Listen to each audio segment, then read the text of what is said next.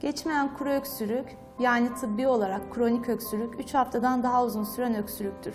Bunun en sık nedeni 3 ay ayrılabilir. Sigara kullanımı, kronik sigara içicilerinde biz öksürüğü çok sık ve sürekli görmekteyiz. Gastroözofageal reflü dediğimiz mide asitinin yemek borusuna ve genizde kaçmasıyla oluşan sıkıntı, bu da öksürük yapar.